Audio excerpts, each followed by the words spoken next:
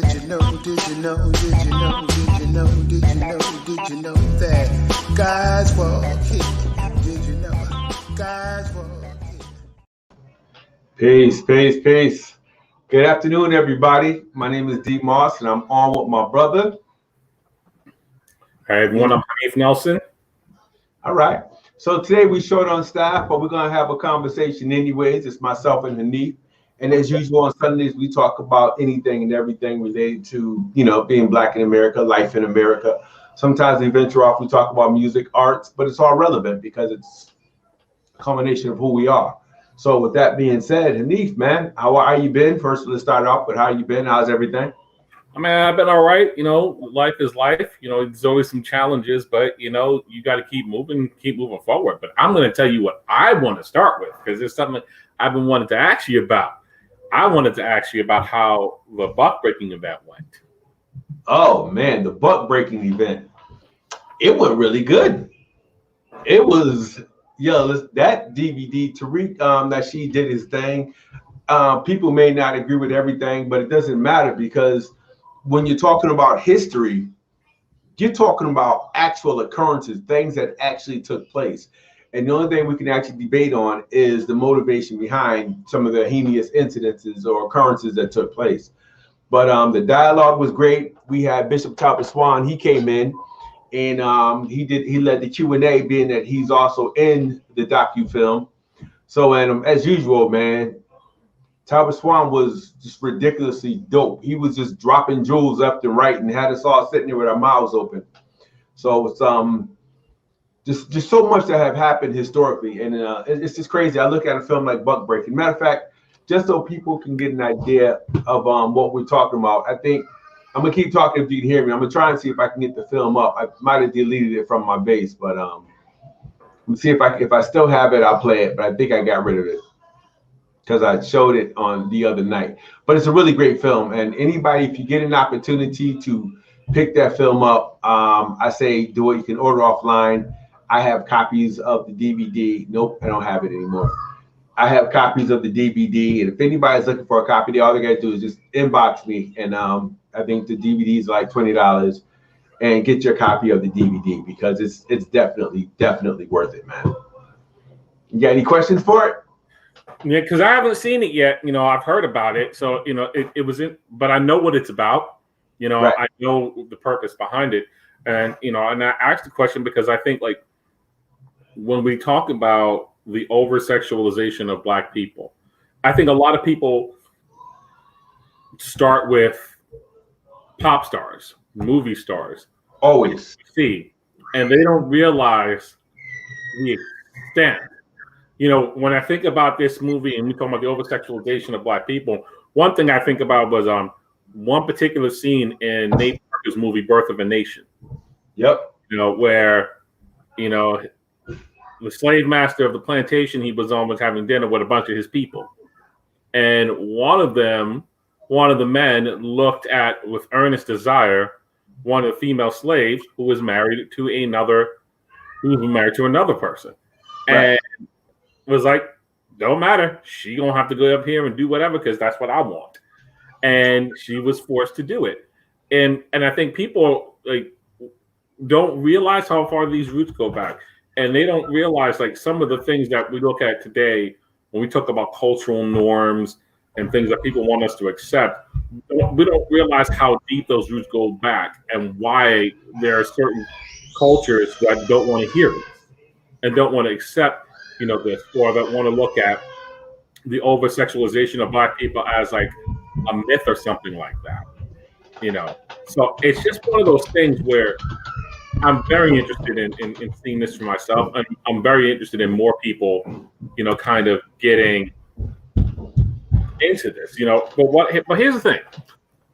Everyone that's watching right now, what I want you to understand is that we as people, we have to actually come together on the basis of not just what we want or what we think is right, but on what actually is right. And what's right for us, what's right for our family, what's right for our generations moving forward. So, I mean, that to me is one of the big things that I get out of like a documentary that's reaching way back to the origins of Black folks on this side of the world. You know, it's a real thing. It's a most definite real thing. You know, and one thing I also want to say for everyone that's watching right now, I also want to, you know, make mention that one of the things that was said concerning the documentary is that, you know, you need to put aside who made it. If you don't support the Nation of Islam, if you're not Muslim, you need to put aside who made it and just look at the content and see, is the content relevant? Because sometimes, you know, we as humans will skip over stuff on the basis of who made it or who's associated with it that we don't like or that we don't agree with, without actually taking an objective look at the content. Let's not make certain subjects subjective. Let's be objective in looking at it so that we can have the best plan moving forward. And I think like that was one of the other big things that I thought about when it came to this event and the little bit that I've seen of this documentary so far. You know, but it's you know, it's amazing to see that these kind of things are happening in the greater Springfield area. Absolutely amazing to see that.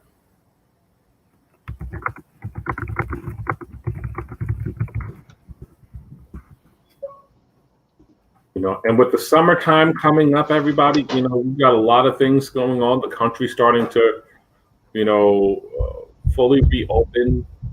You know, we've got some festivals coming back, you know, both in the Springfield and the Hartford areas, you know, live music, people being able to get out. I mean, I've already seen in my neighborhood several families putting out their cookouts, get-togethers, outings, celebrating graduations, all that other good stuff, you know. But with all of that stuff going on, being able to go out and starting to have more ability to move around and enjoy life and things, let's not also forget that it's important for us to make sure that we're having the right conversations for our community and that we're taking the right actions for our community. You know, the freedom to get out and enjoy ourselves after being cooped up for a year is great, but let's not allow these things to keep us distracted from some of the things that we really need to be paying attention to, you know, that's going on in our community, because it's usually times like this when there's a large amount of distraction or a large amount of deflection that things are snuck into our community under our nose. So, I mean, I think like that's also something that we have to really pay attention to as the country begins to open up some more. Yeah, this is you know, I'm happy. You know, I'm happy that we're starting to see the other side of this, but at the same time, I'm also watchful to see what else, you know, is coming. You know, what's going on and who's doing what. You know, both on the positive end of things that we need to bring us together, but also on the end of things that are being put out to try to divide us and try to keep us from, you know, seeing what's going on and realizing things that we need to realize for ourselves. You know, but this is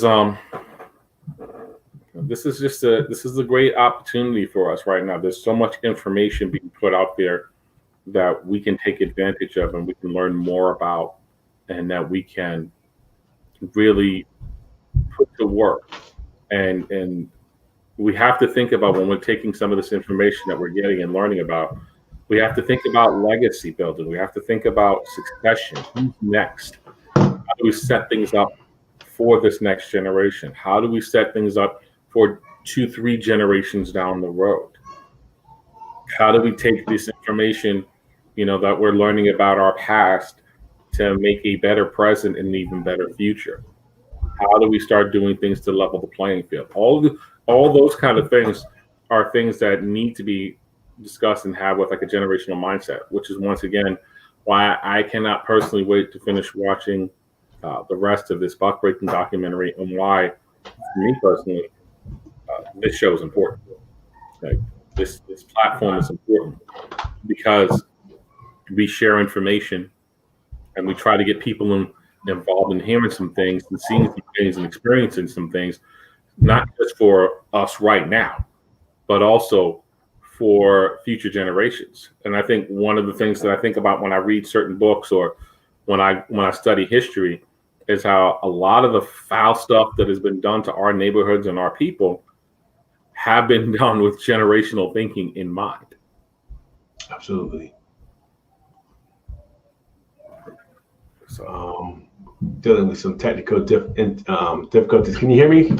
Yep, I can hear you. Oh man, I'm sitting there watching as my computer says update. We're updating. Did it shut down? I'm like, not now. No, I didn't click anything. I hear what you're saying about things that have had generational impact.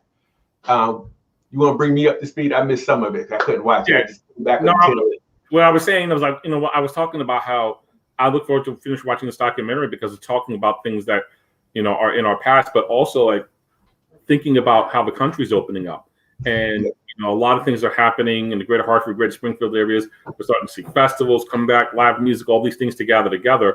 But this is also the time to pay attention to things that are meant to divide and things that are meant to kind of sneak in, like it's to try to sneak in without our notice. Like, absolutely. These times of celebrations are all notoriously times in which people have tried to pull the wool over someone else's eyes. Yeah. One of the good examples I'll say about that is recently, a lot of information is coming out about which billionaires have not been paying taxes and income taxes and things like that. And a lot of people are outraged, and some Republican senators came out and said, well, if we knew in 2017 that the legislation we were passing was going to allow them to not have to pay, we wouldn't have passed that. Here's the problem. There's two problems with that statement. Problem number one, for some of those senators, that's actually true. They didn't know. Because a lot of the times when you get laws and things like this passed, what we don't understand about how our government works, so a lot of times, especially laws around taxes and laws around finance, they're not actually written by the senators. They're written by lobbyists. Right. And submitted to the floor under the guise as being sponsored by a particular set of senators, and they've never opened the bill to read it. Yeah, that happens. That's often. That. And then there's the other side of it, those that did know, because they benefit. So right. Like when we're not paying attention to what's going on, things like this can be snuck in. But my other aspect about this, when we talk about things like this, is finding out, well, can I use any of that knowledge to my own advantage? Which is why when I hear people, I know Rob Jones was supposed to be on today, and he wanted to talk about just the whole civic process and how a bill becomes a bill, or how legislation is passed, or how people go about getting earmarks. When I hear people saying that they just don't deal with politics at all, it's kind of like, once you learn the game, you can utilize the political process to your advantage. But you have to pay attention. You have to learn the process. You have to learn, who the players are. Doesn't mean that you have to over assimilate. Doesn't mean you have to sell your soul. It's like joining a poker game. If you know how to play, there's a possibility you can come out with a win. So if there are lobbyists that are pushing for, say, reparations, if I know that it could benefit me, because my grandparents came straight off the plantation, well, that's a policy or a piece of legislation that I can strongly support. Don't ask me what I'm gonna do with the money, none of your business, as Top Response says. However, when you talk about the work of lobbyists and what they're pushing for, and what a lot of these legislators that we send to DC and also to Boston or Hartford, the job of the legislator. Listen, man, sometimes these folks are working for the highest bidder. And if they're contributing a significant amount to a campaign, then you best believe that's who they're listening to, especially when you talk about communities of color and they're assuming that you don't vote anyways, or if you vote, that's all you do, and you don't get involved in the political process. They know that they can pass whatever legislation they want. They can pass any of the policies that they want, because they know that we generally do not pay attention. But once you begin to pay attention to the process and you start paying attention to the legislators that impact your district, oh, you can find ways to benefit from everything. You can find ways to bring these resources back to your community, but you have to get involved. Yeah. I mean, like, interestingly enough, I started getting more involved in the actual arts advocacy from a political standpoint here in the Hartford area. And I was on a meeting and we were talking about arts funding and, what the federal government did to go save the arts and everything. And I said, no, that's it. I'm listening to these people from these different agencies talk about this stuff. I'm like, well, that's interesting because, as someone that actually makes art and probably one of the only people on this particular panel that actually makes art. Yep. Y'all haven't been doing anything to save the arts. Y'all been doing stuff to save your organizations. Y'all haven't done anything to actually save the artists. And how can you say that we love the arts, but are perfectly content in seeing the people who create it broke because you need money for your agency and you need money for your table and you're fighting for the arts and you don't even practice the arts yourself. So what it was a reminder of was that we need to be in particular places and we need to occupy certain spaces. And we need to understand that the way this game works is not just about the squeaky wheel that gets the grease. It's about who knows how the game is being played. Because if I come to a chessboard and I don't know, and all I know how to do is play checkers, I'm not going to have any success. But if I know how to play chess, if I know how to do all these advanced moves that the average person has never heard of, and I'm one of these folks that can checkmate you in 3 moves, you're going to have a hard time telling me no when I say this is what I want. No, yeah, and you're absolutely right. Another thing, when you talk about arts advocacy, the thing is, if there's a specific form of art that you're into, if you're not at the table, you're not politicking, then that particular art form may not be funded. And sometimes they never fund anything that we like or anything that we want. Well, you can't say that, I abstain from stuff like that. I don't get involved in that mess. And then complain when you don't get the type of creativity that that you're into. I've seen people on arts lottery committees and all who say, well, this guy funds indie soul concerts. That's not art. Art to them is classical music. Cool, because it is. Art is the professional visual painter who wants to be the next whoever. I get that. Art is certain types of traditional dance, typically Eurocentric style, types of dancing, ballroom dancing. When you talk about art, if you're not there at the table to lobby for your music, hip hop is an art form. Indie soul music, blues, jazz, those are art forms. But if you're not at the table advocating and lobbying for that area of art that you're into, you're not going to be there. So you're absolutely right. You have to learn that process, treat it like a game of chess, learn to master that board so that you can get exactly what you need. Otherwise, it'll never happen. Yeah. And I think that same mindset is like the same mindset that we need to have, with everything else. I mean, we talked last week about, the Springfield Police Department having access to school cameras. Right. That happened by and large because it was intentional to make sure the community was not aware of it until after it passed. Because I guarantee you, if the entire city of Springfield knew about this before it went to a vote, you would have had a whole lot of people show up to that meeting. Like, excuse me, what are you doing? Yeah, like a absolute, no. No, we're not doing that. But again, when you, decide that you're not going to be involved in that process, then you get what you get. And what we have right now is a policy that allows police unrestricted access to cameras. Which, Springfield is not the first city or district to do it, but it still baffles my mind that we can do that and then say, that these same police officers that are looking to pick on our children deserve to have qualified immunity. Why do you need that? Like, if you're not, here's the thing about this to me. If you're doing your job correctly, if you're following the procedures that you're supposed to follow, then you never need qualified immunity. No. At all. You only need qualified immunity when you're not doing what you're supposed to do. Or the same thing they tell civilians. you know, if you're innocent, then just go ahead and talk to us. Let us search your car. Let us search your house. Let us detain you. If you're innocent, you have nothing to worry about.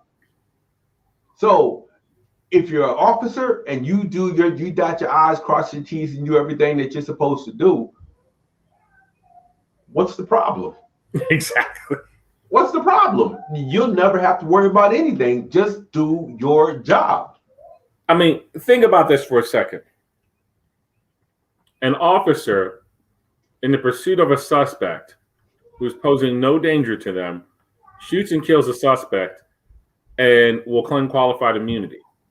And most of the time will get off.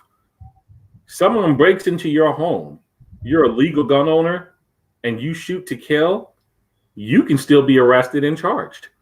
And if that person survives, they can sue you in civil court because you're not supposed to shoot to kill unless there's imminent danger. Well, if someone breaks into my house, I don't know who you are. You're trying to steal from me. You trying to get in the house where my children live. Right. You are causing imminent danger. So what's the difference? You know, these logical fallacies are the things I love to use when we start having some of these arguments. Well, if qualified immunity is okay because you're in the pursuit of doing your job and everything like that, then you shouldn't have the same problem when someone who's legal and responsible defends their home. So why you like? There's I forget which city it's in, but the Black Army veteran who's sitting in jail because a guy broke into his business where he was starting a legal weed selling business. White guy broke into his business. He shot him and killed him. He's in jail. Wow. They won't let him out on bail. He's an Army veteran. Where are the advocates for veterans? Where's the NRA at? Listen, and this is one of the things. This is one of the things that when I'm glad you said the NRA. I said to someone, I said, "Do you know that the NRA has lobbied for sensible gun control?" And they're like, "When?" I said, "They've never done that." California. I said, "Yeah, there was one time that they did." California. Yeah, exactly. And I was like, in California. I said, "What do you mean in California? When did they do that? In California?" Oh, they lobbied hard too. I said they lobbied when the Black Panthers exercised their legal right to carry guns and protect their neighborhoods. Then the NRA lobbied for sensible gun control. But now, if you try to remind them of that, that wasn't really us. Well, it was us, but it wasn't really us, and that was different. Well, what was different about it? We don't defend that. We feel that it was necessary for the times, given the tone of the country. Oh yeah, I've heard it. I've heard about 5 or 6 different explanatory explanations for what they did in California. You know, listen. I'm sure they're contributing money to Kyle Rittenhouse's court case if he hasn't gone to court yet. But that's the NRA. Again, we're back to the political process and lobbyists. Yep. And the thing is, it's like, you want to talk about the whole lobbying community in its depth and what it does and how it can do what it does. I mean, I think most people don't realize that a lot of these lobbying agencies, they have nonprofit status. Yeah. And they're allowed to do certain things under that nonprofit status that other nonprofits can. I remember when we had your brother on talking about his experience as a pastor, and I forget what was the designation when he would talk about how the 501c3 is a trap, and he talked about another nonprofit designation that he was told to get that allows him to do all the work he has to do in the ministry, but also allows him to build businesses and allows him to be politically active. It's like we don't do our homework and we think that because this is what one person did, that this is the right mix for everybody. But it's not. Like there's not a one size fits all when it comes to the solutions that need to be employed. We need to have the right solutions employed in the right areas. But there can be a uniting goal and a uniting factor that we're all striving towards or striving to. We may not all take the same road to get there, but that doesn't mean that we shouldn't all look to whatever that uniting goal, uniting factor is. And I think that's really kind of all of the things that I've seen as of late, all the things that we've talked about on the past year in this show, and just looking at some of the things that are happening lately. I mean, it's like the Asian hate crimes bill. Yo, like that. Just like that. And I said to someone recently, you know, well, they haven't done any of this stuff for black folks, and they never do stuff for black folks. I said, okay, well, that's true. So here's my next question. Instead of getting mad about it and saying they don't do stuff for black folks, I want you to ask yourself another question. How did they get that done so quickly? What did they do? What did they use? What can you learn from that it's actually going to be beneficial? That doesn't mean you don't be upset because of what happened or what hasn't happened for black folks. But what can you learn from that? Right. Like, people better eat. And who do you hold accountable for that? You know, we look at the Oval Office, but same conversation we had last week. You know, we have our local congressmen, we have senators that rep us down in D.C. You know, why are they not having those conversations? Why are they not looking for, you know, similar bills for the black community, since we go through it? So we deal with these issues so frequently. There's not like 1, 2, or 3 major incidents that happen. We deal with it year round. Again, not trying to, you know, determine who's the biggest victim here between us and the Asian community. I think equal protection should apply to everyone unequivocally across the board, period. So if you do it for one special interest group, you should do it for the other. Yeah, I mean, it's a conversation you have with your local congressman. They are supposed to represent your district, so people need to be on the phone instead of saying, well, Biden didn't give me this. I mean, you can complain about Biden, but you can't get to him. But you can get to your congressman. If you're in Springfield, Congressman Neal, call his office every day, all day, and ask him why he isn't pushing for that legislation. I mean, and you can talk all about what Biden has done for you, but like, name one president that really has. Right. I mean, I haven't seen one yet. Yeah. You know, and I know I'm going to get in trouble with some folks for my next comment, but you know, some people's patron saint, President Obama, didn't do it. What did he do for you?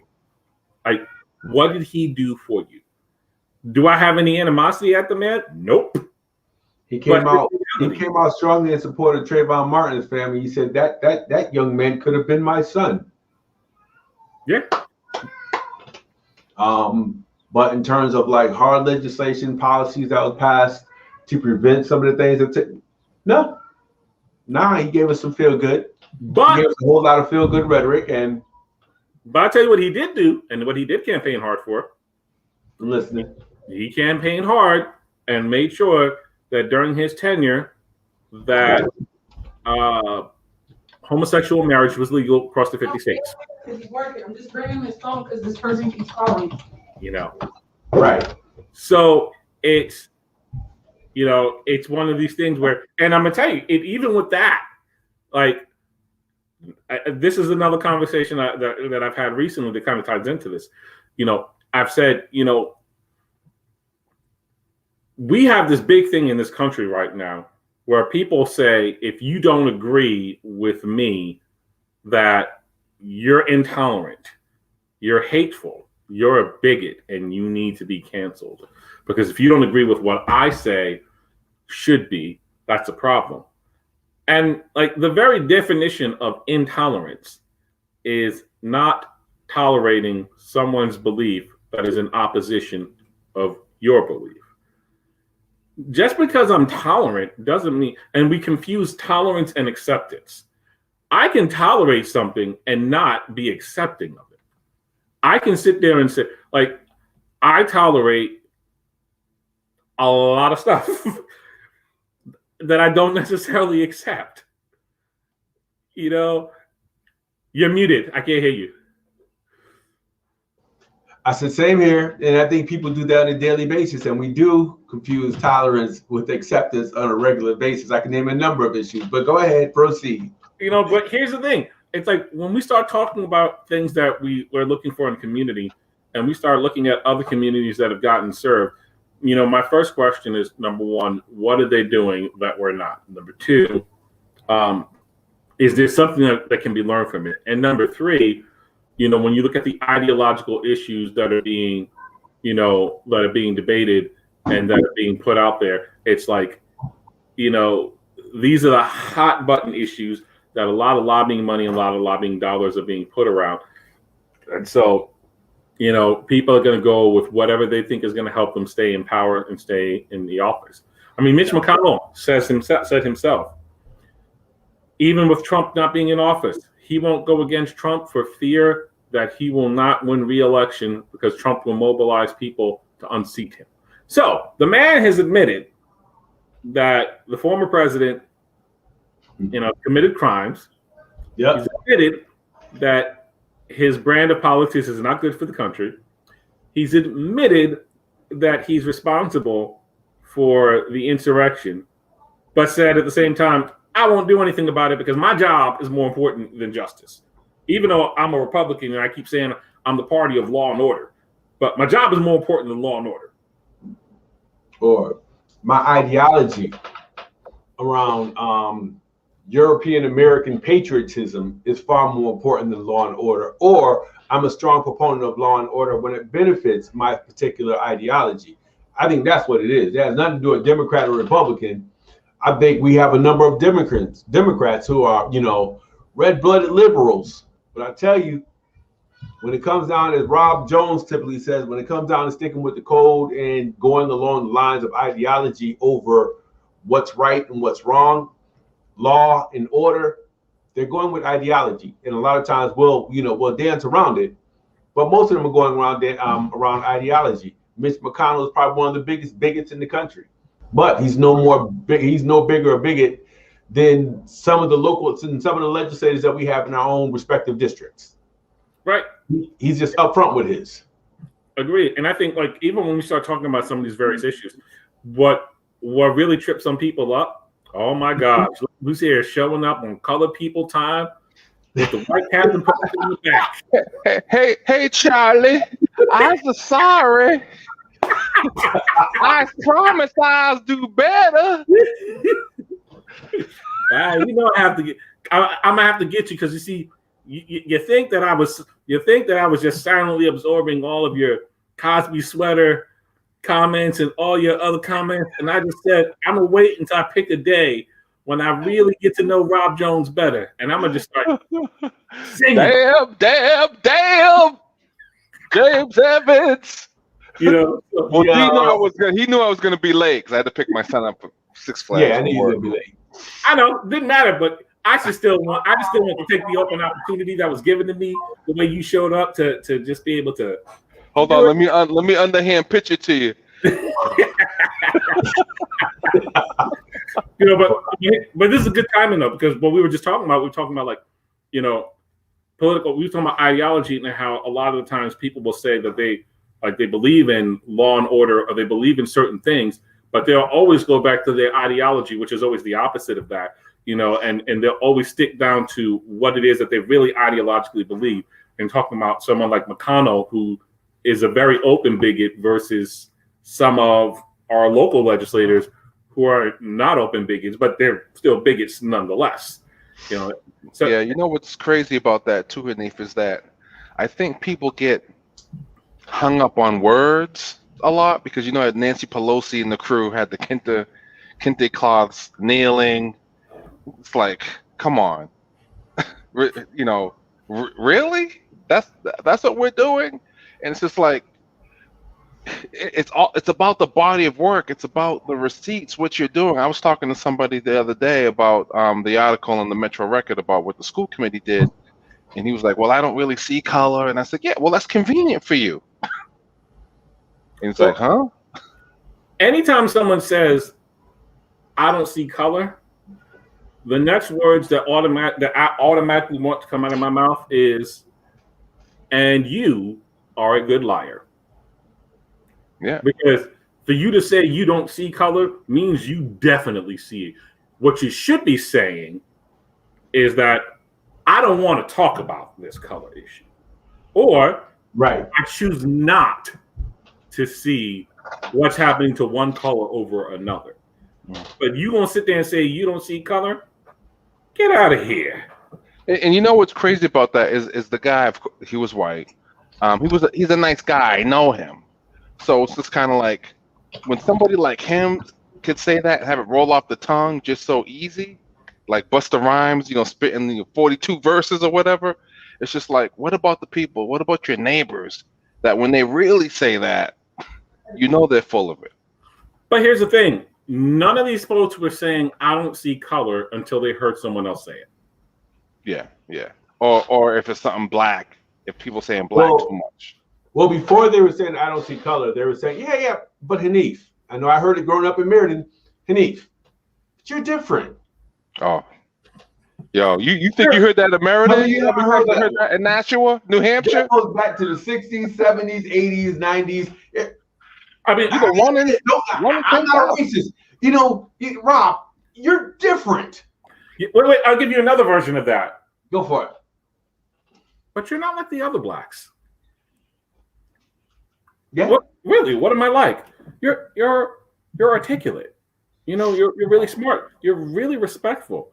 And what's the difference between me? Well, you know the difference. No, I don't know. What's the difference? Right. No. Then that's turning red and they get flustered. I heard that so many times, like from a child all the way up into adulthood, from school age, college age to, when I was in the professional workforce. And it's like, wow. And then Daryl, I know I got you on this a few times, the voicemails we leave. Hi, you have reached, I've got plenty of brothers have those voicemails and I'm killing them. I'm leaving 5-minute messages, killing them. But guess what? My voice message is just as bad. Oh, you talking about the code switch. Oh, yeah. Hi, you've reached the voicemail of Daryl Moss. Please leave your name, number, and a brief message, and someone will return your phone call. Thank you, and have a beautiful day. Oh, yeah. Oh, man. My father used to call it temporary assimilation for economic gratification. Yo, your father could call it that? Yeah, he did. Yo, that's a brilliant man. It's funny. I remember I used to work in this engineering company, and I just gotten a promotion, and I was asked to come to a meeting, and they were having a problem with a particular client, and they were trying to solve this problem. No one had the skill set needed to sell this product to this client, but I did. So one of the guys, salespeople, comes in there and knows that he's upset that I got this promotion because I have a music degree. And so, of course, I was waiting for it. Go ahead. This is what I got. So he sits there and he's talking about this. He's talking about the problem, and he says in the meeting, I'm the only non-white person in this meeting. No, I take that back. There was a Puerto Rican woman in the meeting, and we were sitting there talking, and he was like, you need to leave the creative solutions to, the engineering folks who know what they're talking about and went to school here. And he was trying to make this veiled comment. So I looked at him and I said, well, excuse me, then why am I here? Well, I'm not sure why you're here. Well, actually, you know why I'm here. I was invited here. I'm like, this is a problem you've been having for how many months now? Well, for about 3 months. Said, and you've had no solutions, right? Said, yeah, pretty much. But we're close to finding one. They said, it's not like you have a solution. I said, actually, I have 4. Really? Let me hear one. And I started rattling one off. And he was like, whoa. I said, first off, your mistake was you thought that because I have a music degree and because I don't look like you, that I'm not intelligent. Your second mistake was thinking that I don't understand the language of what's going on in this room because my degree is a music degree, as if that makes me unintelligent. Your third mistake was thinking that I would be so polite to you that I wouldn't tell you to go fuck yourself. for God damn. and kind Tell of why what you're mad, son. I This said. is on a conference call? No, this was in a meeting in person. This is a physical meeting. It was a physical Oh, meeting in person, oh. and I said, and I want you to understand that I already told my boss that I was probably going to say something I shouldn't say in this meeting to you because I'm sick and tired of people like you belittling people that look like me or that have an education that's opposite of yours. So now the next time you decide to do that, understand that I could code switch and I can talk like the stereotypical Negro you think that I am, or I could talk like the stereotypical stuffy white guy that you think you are. Whichever one you want. Damn. What was the response to that? How many people were in this meeting? 8. He was embarrassed. His boss laughed at him. The person that invited me, this woman laughed at him. And afterwards, his boss was like, "We'll go with your solution." There's a movie out that kind of, that talks about the code switching. I had to look it up. Sorry to Bother You with Lakeith. I can't remember his last name, the black actor. And he's working at a telemarketing firm. Oh yeah. I see Yeah. Yeah. And they code switch, and then he gets kind of brought all the way up to the top. And it's just, it's crazy. It's just, survival of the fittest. That 1 in 10,000 that in the movie Django, but when in actuality it's really 10,000 to 1, 10,000 cats that are about it, and then that one person that always gets on CNBC or MSNBC or CNN or Fox or whatever, that they use that to kind of purport what a monolith of Black people, how we act or how we're supposed to be, or just to perpetuate those stereotypes. But it's funny though, because what happens a lot of these times is that they'll tell you, they'll put some people will put something out there and say something and try to make this as an example for all Black people, as like to try to be derogatory or inflammatory. But when you take the same exact logic they're using and then reapply it to them, they're like, "But that's different." I'm like, "But I thought your logic was absolute." I mean, you taught me that logic is, it's not partisan. It's absolute. Like you use it. So why is your logic that you just used not applicable to you? Because because I'm white and I say so. That's always the fallback. But it goes back to something my mom used to say. My mom used to say, sometimes everyone in the room already knows what the issue is, but they don't want to get down to telling the truth. So sometimes, and in certain cases, you have to strip away every lie until the only thing left is the truth. And isn't that exhausting though? It's like all the things we gotta do. But you gotta understand, from my mother's standpoint, she was the first Black woman to become assistant chief of police for the hospital police department in Harlem, New York. Oh, wow. She went through hell getting into that position. At her funeral, someone that didn't like her showed up. This is why God is real, because this woman showed up smiling over her stuff because she didn't like him. Because she didn't like my mother, knowing that if I was there, I'd have beat the crap out of this woman. But my mother had to do this stuff because these people kept trying to tear her down, and she was always strategic. She didn't do it all the time, but there are certain times in certain spaces and certain places in which we have to tear down all of the excuses, all of the lies, until there's nothing else left but the truth. Because when you get like the neighbor, but you're different. And let's be clear here. Some of the people that say that, they don't even see the bias in that statement. So until they see it, they don't even know it's there. But they don't have to see it. In most cases, they don't want to see it, and they just ignore it. I mean, I was reading a statistic a while back. They say that 75% or over 75% of white people live in towns and communities across this country that are predominantly all white. So they don't have any interaction with Black folks unless they're playing, sports or whatever they see on TV. So it's not their reality. They don't come across it, and they're living their lives unaffected. But that's one of the reasons why we have to pick and choose when we need to do that, because there are certain people that just don't know.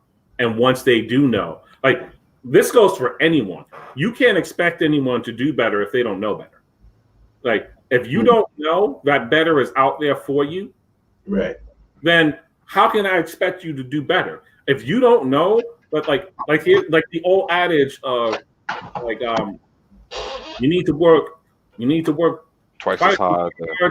and you do whatever you got to do. But I understand the sentiment behind that, but the reason why that doesn't work for everyone is because the people that are not working twice as hard are not working twice as hard because they're working 3 times as smart.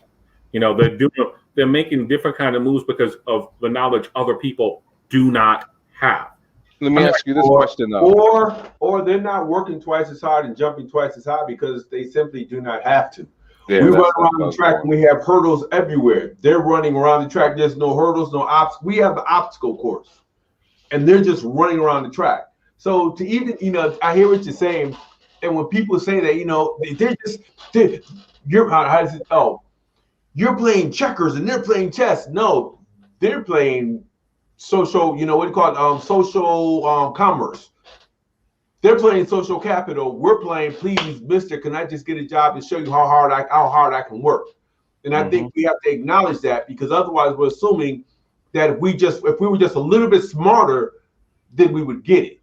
And in America, it's not about, if you're too smart, then Hanif, they do the same thing. They'll just play you like, we think you're overqualified, or you're that stuck up uppity Negro, the one that we heard about people like you, and you're light skinned.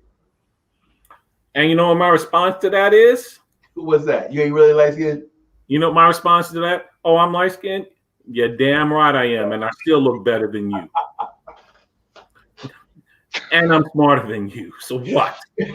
We all have jobs where, we don't gotta name names and stuff, but we all got jobs where there's, white folks are in the job and you're kind of like, how did they get that position? And you're more qualified, you're smarter, you take more initiative, whatever, and they can keep messing up over and over and over again, and they still get opportunities. Or you mess up and they get rid of you.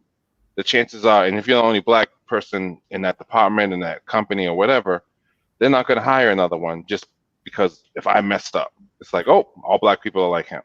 Yeah, but here's the other issue, and this is this is the thing that I keep asking myself. Having worked for various employers over the last 16 plus years, why is it that so many of us, let me not say it this way. Why is it that there are some of us that think the only way out is to be employed by someone else? Why are we not looking at other avenues that are available, whether it's self-employment, whether it's, working for each other, whether it's building cooperative business models? I mean, I remember when we had Demetrius Chamberlain on. And I remember when Demetrius Chamberlain, he said that one of the things that he does with his store was he found a black supplier, and he makes it his business to work with this black supplier. Now, he said by doing that, he was able to get himself a better price, but also he was working with another black man who had a business and was able to employ other people. So they have 2 separate businesses that are now linking together and working together.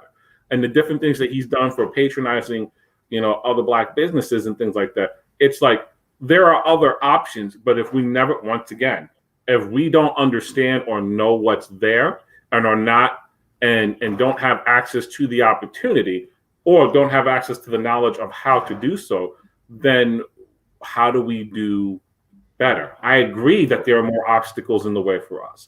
I agree that, anytime we're going to try to do something, that there will be more things put in the way to try to distract us or to try to keep us from getting there. That doesn't mean that we can't. And let me also be clear. Everyone is not cut out to be an entrepreneur. I get that too. And everyone is not cut out to work a 9 to 5, a 3 to 11, or an 11 to 7 a.m.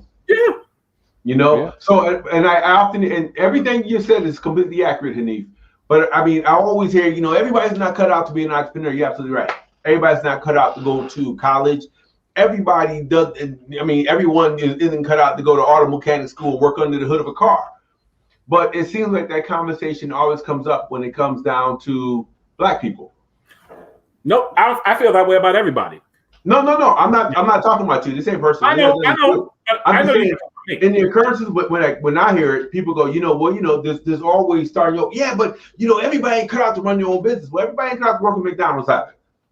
If you're the type of person who's been self-directed since you were a child, well, what makes people think that when that individual turns 17, 18, 19 and older, that he's going to want to be directed by someone? And I think we have to take that into consideration. The other thing is, I love this generation. I love these little Generation Xers or millennials, whatever we call them nowadays, because they're gung-ho on running their own business. But what's happening is the folks who are like 45 and older, they're not supporting those businesses. You got a little hustle, but what about your life? What about your health insurance? Respect the hustle, stop calling it a hustle, and call it, I appreciate the fact that you run your own business. And I think the first thing we have to do, Hanif, is we have to accept the fact that we run a business. Every time, I'm pushing my newspaper. You know how many people I run across? Man, you got that little newspaper, but you really need a real job. Nah, I don't. And what exactly constitutes a real job in contrast to, a fake job? Yeah, thinking you made it because you're in corporate America. One of the things, if you were talking about, that's collective economics. That's the stuff that we've been pushing hard and will always push. Black people, if we can take these shackles and chains off us just by supporting each other more. But the other thing too is the narrative. Grandma and grandpa sat and told our parents that, you got to go to school, get a good education, get a good job. We're saying the same thing to our kids. You got to go to school, get an education, and have a good job.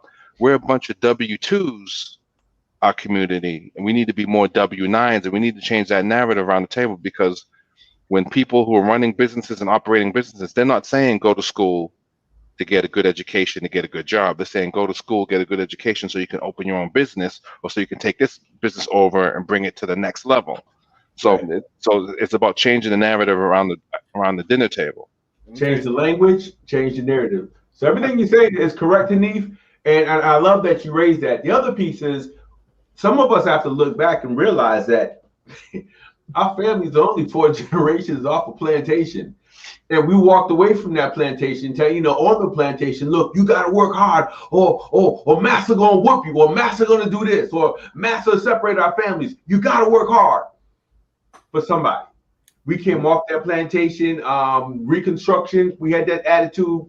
Black codes, we had that same mentality all the way up through the 60s, 70s, 80s, and even today. And I think intellectually, we're just getting to the point where we're starting to find, various methods of deprogramming ourselves from that plantation mentality.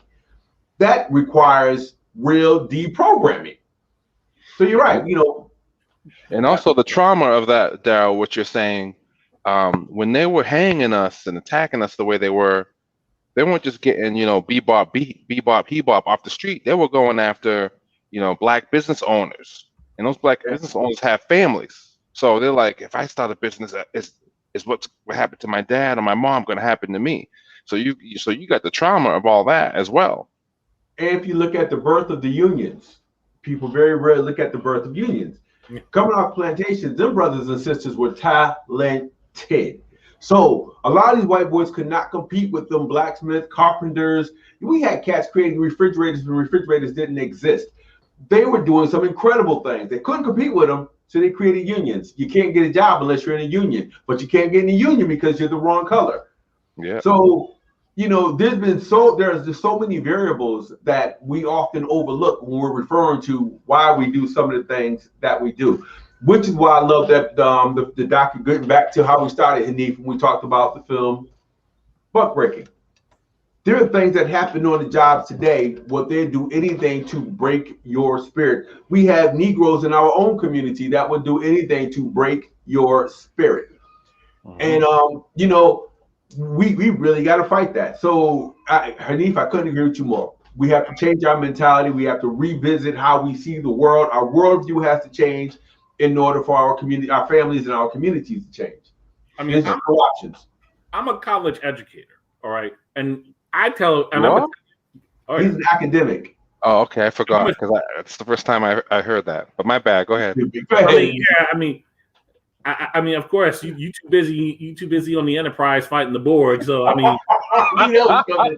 They haven't got me yet. you waiting.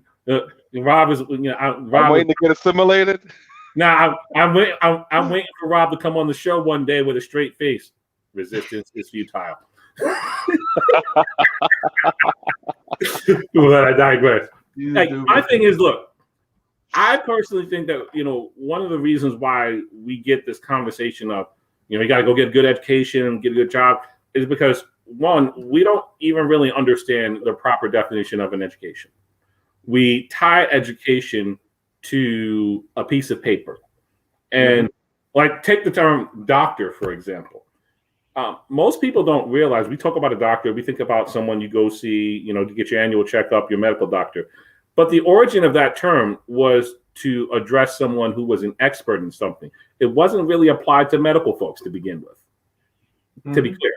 And when we talk about being educated, there's so many different ways to be educated and so many different things to be educated in. So I don't really, if someone has got a PhD in finance and I need help with getting my tub unclogged, I'm not calling a finance PhD. You don't have what I need. Why do I need someone with a finance PhD who knows nothing about the mechanics of how my tub works?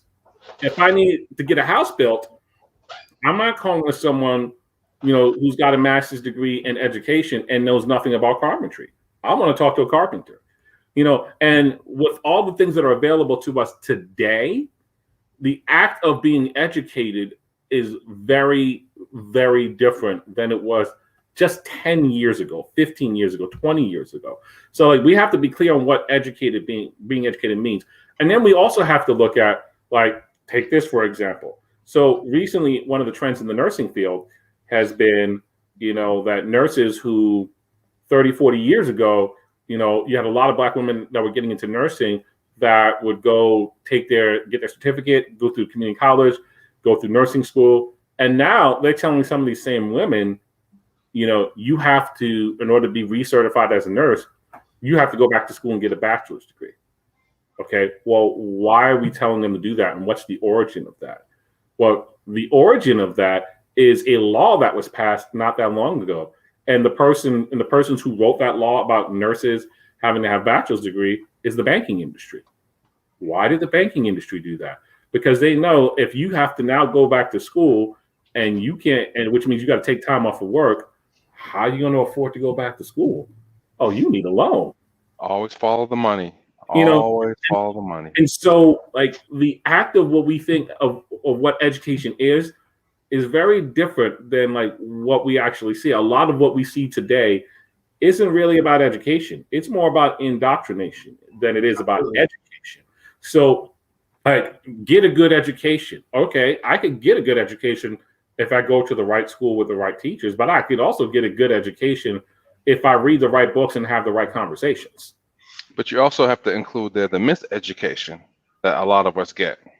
Education is all fine and good, but that miseducation is a mother. That's covered when he talks about indoctrination. That would include the miseducation. Because I mean, once again, I've said this on the show before, and this is one of my favorite examples to use because I got to stick it to a Republican in my town. And, talking about Columbus, and we need to celebrate the spirit of Columbus. All right, so I can come to your house, take over your home, enslave you, your wife, your daughter, go to your bank, claim your bank, your Best Buy, where your children live, all that stuff as the new world that I've discovered. And that's okay, right? Because that's what Columbus did. Since we're celebrating his spirit. So you should not have a problem with me coming over your house later today, take it over. Of course you're not going to let me do that. So like you're trying to spout something that you don't even know anything about. Like, and you don't know anything about it because you've been indoctrinated rather than educated. Right. Right. And so like that's the kind of thing that like, when we talk about what it means to be educated, there are a number of ways to be educated. And we have to realize that everyone does not learn the same. If people still don't believe that, all you need to do is look at this pandemic and look at the kids that when they were in person were doing well, but at home were doing horrible, or the ones that were in person doing horrible and at home are doing well. Like, so there's so much more to this issue of education than simply whether you go to the school or whether you read a book. It's how do you learn? Are you getting addressed in the way you learn best? Are you getting the right information? Or are you just getting, any information to make you an obedient patriot or an obedient citizen, or whatever label you want to put there? And I think the conversation of intellectual capacity has to be discussed a little bit more as we talk about the direction of our community. Because what if you did? I mean, you got there. I look at sports, and I would love to say that some of the best basketball players I've ever seen were the ones I've seen in the NBA. Knowing that there are guys out there who play street ball who will eat any of them cats up on any given day of the week. It's the same thing when it comes down to academics, people who survive, whose parents have enough money to get them through 4 years of college, 2 years of grad school, another 2 years on their doctorates or whatever the case may be, in contrast to the super smart kid who just never went off to college and decided to do his own thing. So I think it's hard to gauge a man's intellectual capacity. It's hard to determine what a man can or cannot do. You may have somebody with a doctorate in mathematics who might be able to get under the hood of a car and get that bad boy running, or might be able to pull your tub out because his dad was a plumber and he's just a natural learner. So it's hard. And I think as we gauge people, to determine what their capacities are, what they can and cannot do. I don't know. I've gotten into the habit of not even looking at people's, formal education, because I know I've been in meetings when people assume that I have a bachelor's or even a master's, and I'm like, yeah, no, I'm like Kanye. I finished. I just didn't complete the studies. So it's kind of like I've been in those conversations. I'm not walking around with a degree, and I don't. It's no secret. I tell everybody so that people understand you can do whatever you want to do, and your capacity to accomplish anything you want, you can do it. You may not be allowed at certain tables because of that piece of paper, but that doesn't mean that your world stops turning.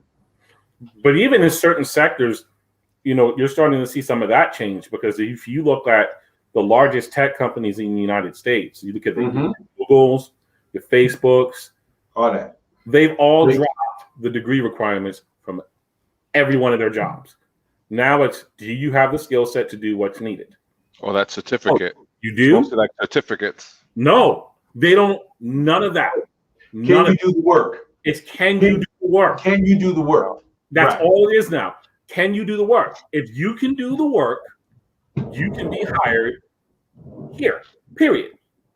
Because I think as much as some of these tech companies, are have their fair share in the spread of misinformation, disinformation, and indoctrination. One thing that I believe that they do really well is they start dispelling some of these myths about who's qualified versus who's not when it comes to certain skill-based positions. Do I need the degree that I have to teach the class that I teach? No, I don't.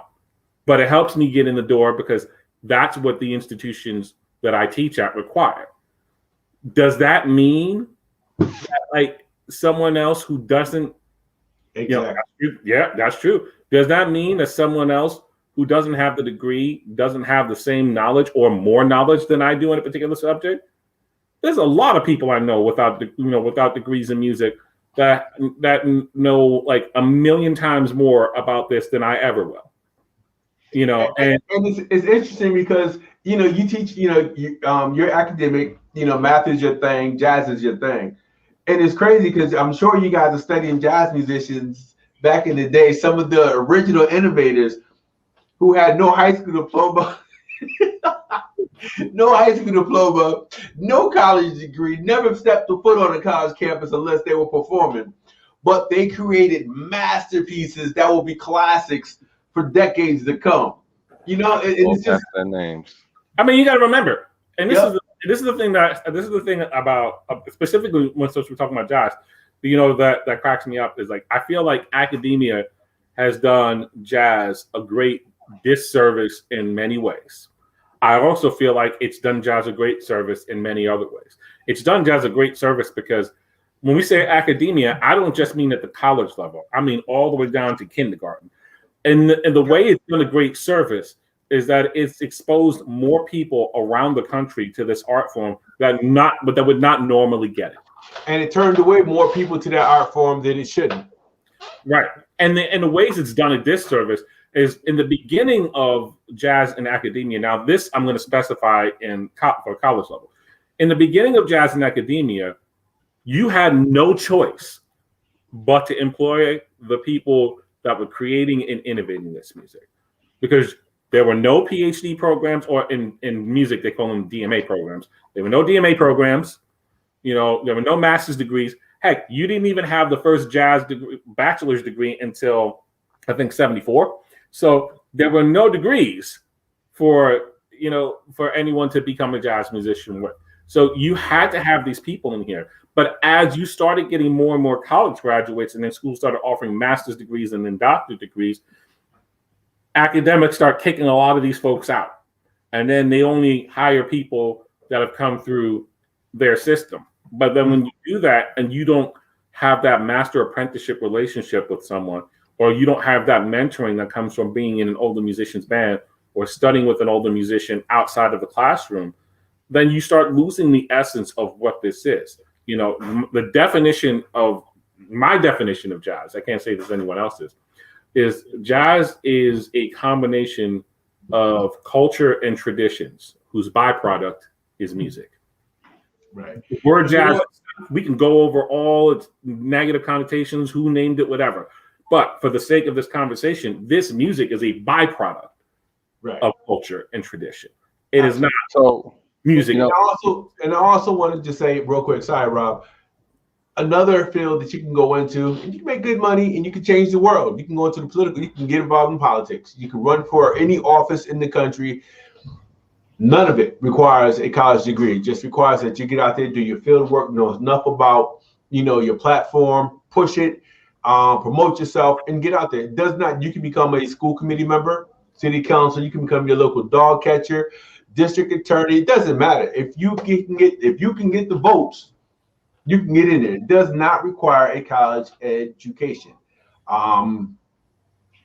So there's just so many fields that people can go into that don't require college. And I'm not telling people not to go to college. I'm not telling you to not send your kids to college. I'm just saying there are so many viable options. We have to step outside of this box that was created for us, and we have to think differently.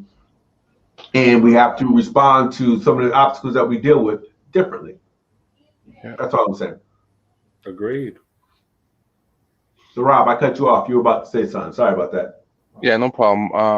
I was just going to say that some of the smartest people I know don't have a college education, and a lot of schools and a lot of schools are doing away with SATs and things of that nature. I think, kind of going back to Hanif's original point, when I got on the call, was supporting Black businesses, man. Just that collective economics it's really the key. It's really the key.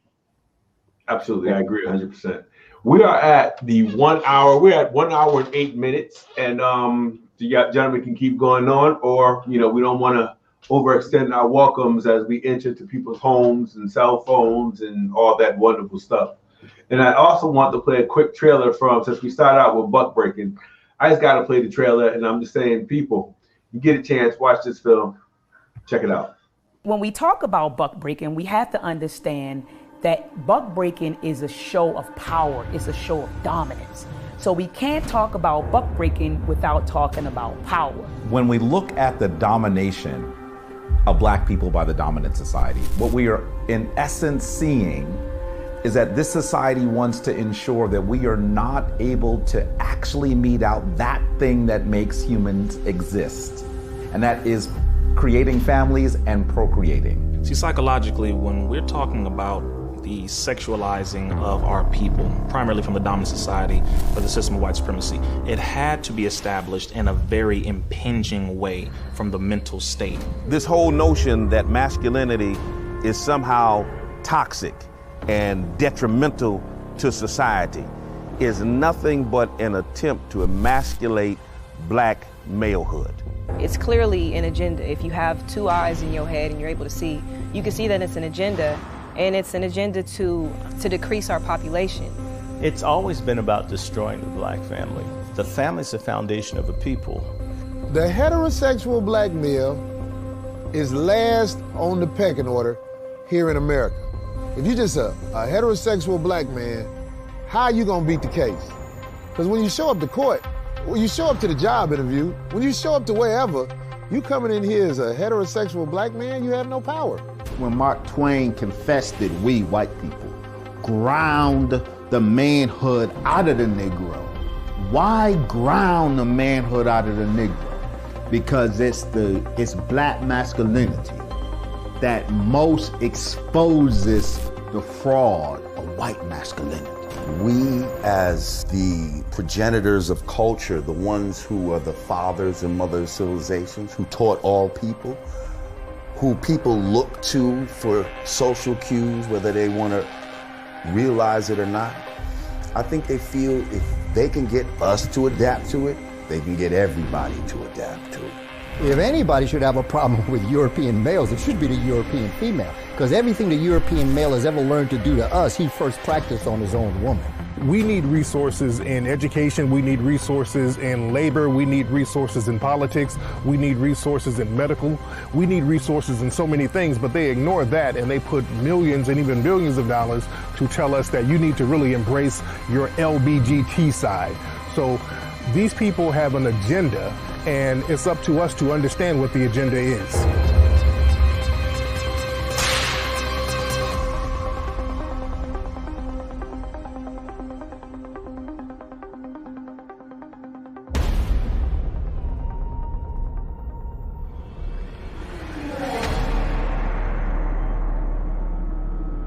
Plenty of t-shirt.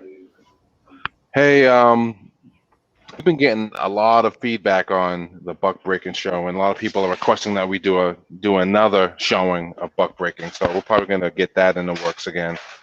One of the things that I wanted to mention too is, like, let's not forget what the school committee did with the policy to give unrestricted access to the Springfield Police Department.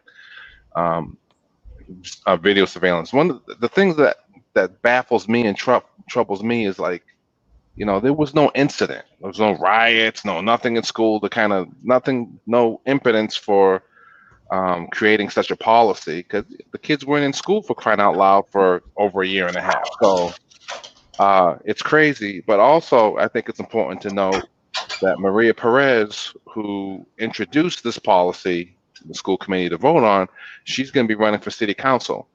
So this is a person that is willing to push a policy that's going to attack our kids, our babies, in the black and brown community. What do you think she's going to do as a city councilor for the city of Springfield? You know, that's just something to think about. Okay. Neef, anything? You know, as for final thoughts, you know, I will say that in what I guess you can say has become sort of traditional fashion for me, Mona Jordan Reed, you commenting, you know, when you getting up on the show. Come on next week. I knew that was coming. I mean, Mona, you coming on next Sunday. Colorado. I mean, my thing is, I keep telling y'all think, if y'all still think I'm joking about this, like, I'm not. Like, you commenting, and you need to be on the show. Yeah. You know, you need to Send be you the link. You know, you need to be here talking with us about these things. We need to hear your voice. Remember, like, the whole premise of this show is to have conversations about things that are relative to our community. And we've been very open to saying that, like, we're not the only voices in our communities. And we've had people from around the country on this program. We've had people from our local neighborhoods on this program. But there are some of you out there that comment, and you have a lot of really good things to say in these comments. You need to be up here with us talking. So, Mona, we got to figure out this topic, and I'm gonna shout you out now because I DM'd you, and you haven't gotten back to me, and I'm kind of hurt by that. So, Mona, that's how you do it, Mona. That's how you living. Y'all just gonna put her on blast right here live. Yeah, I mean, I saw her at the bank the other day too, bringing her sister to the bank. So I know she's alive. I know she's out there. because we really want to hear these voices on the show, and it's important because our community doesn't get better. No, sorry. Our community doesn't get better if we have the same few people trying to speak for everybody. You know, to quote Rob Jones, you know, if we have these same so-called black leaders trying to speak, we need to hear not just from the people that are supposed to be the leaders in our community.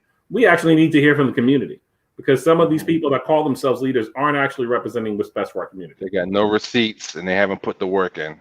Or maybe they put the work in 30 years ago. And if you're tired, then you shouldn't be in the position you're in right now. And I got somebody in particular I'm thinking about when I say that. Full disclosure, I have nobody's leader. I'm just another mouthpiece in the community. That's Master Charlie right there. People throw that hat on me, and I'm like, yeah, I don't wear that hat. Nah. But that's the thing. I'm glad you guys mentioned leadership. It's one of the conversations that we need to have. We've had a few conversations on leadership in terms of what leadership looks like, who and what leadership is. In your own right, you guys also, leadership. You have a platform. You have viewers from across the country. They're listening to what you're saying, and they're taking it to heart. That puts you in a position of accountability as well. Puts all of us in that position. So I'm with Hanif. We need as many voices as possible. Leadership should be circular. Anytime it's linear, it means that they can find out who's at the head of that line and chop their head off. Leadership should be circular. Everybody should have a voice because everybody brings different skill sets to the table. With that being said, ladies and gentlemen, this is On Deck. And anybody can get on deck as long as you're willing to pick up that bat and swing. So with that being said, Hanif, Rob, I appreciate you guys. This is On Deck. I enjoy being here as well. We'll be back next Sunday, 6 p.m. If you'd like to be a part of this broadcast, inbox any one of us. And since next Sunday is Father's Day. Oh. I haven't seen no commercials on Father's Day coming. Usually a month or two, they got commercials on Mother's Day coming. I haven't seen nothing on Father's Day. Rob, do you want to be a mother? I'm just saying, man. I'm just making a juxtaposition. That's all. What I'm saying is, I think for the Mona, the Emma Jemises out there, I think this would be a really good opportunity for y'all to be on the show, because we talk about our communities and we celebrate our mothers and we celebrate all the things that they do for us, and rightfully so, but we don't always make the same space for our fathers, and that's something that we have to be honest about and talk about. Yeah, there's 3 dope fathers on this show right now. So, and I was out with my fictive nephew today at Forest Park, walking around with him and playing with him. It's just like, it's all about community, man. We got to step up 360 degrees in every aspect. Okay. And don't forget, there's a networking session for Black professionals, July 1st, featuring the Hanif and Nelson trio. There will be speakers. There will be appetizers. There will be wine for those who drink, and Kool-Aid for those who don't. There'll be some type of soft drink for you. But extra sugar in it. Extra sugar. It's going to take place at the Art for the Soul Gallery, 1500 Main Street, 2nd floor. It's a beautiful, beautiful, beautiful Afro-cultural art gallery. Come on down, be a part of it. Don't forget, Dr. Umar Johnson will be in town. We have him on June 27th. The Boys and Girls Club Family Center. July 17th, we have Dr. Scott Whitaker coming in. He's a naturopathic doctor. One of the best in the country, one of the top naturopathic doctors in the country. And folks need to come on out, man. Just kind of support some of the things we have going. Had a brief meeting yesterday. We talked about a few other speakers that we'd like to bring to the area. Bottom line is we're trying to bring as many people in as possible to motivate people to continue to grow and evolve, because there's a lot of work that has to get done. And the onus is on us to get it done. So Daryl, who's coming on the radio show? Hold on, Daryl. Who's coming on the radio show tomorrow night? I have Dr. Umar Johnson on Monday Night Live with G Moss. That's 9 p.m. 90.7 WTCC FM if you're listening on terrestrial radio. We'll be right here on Facebook Live, YouTube Live, and we'll also be on Twitch. So make sure you tell somebody to tell somebody to tell somebody else. There's a lot happening. Don't forget the Springfield Indie Soul Festival coming up Saturday, August 21st. Ida B. Wells Day on July 18th. There's a lot happening, so we'll talk about that next Sunday. We'll give you a full list of everything going down, but don't ever say nothing's happening. Just get involved with what you see going down. Yo, and pick up your Metro record, y'all. That's right. Yeah, pick it up. All right, y'all, we out of here. On deck, y'all. Much love. Peace. All right. God's walked in. Rejoice together.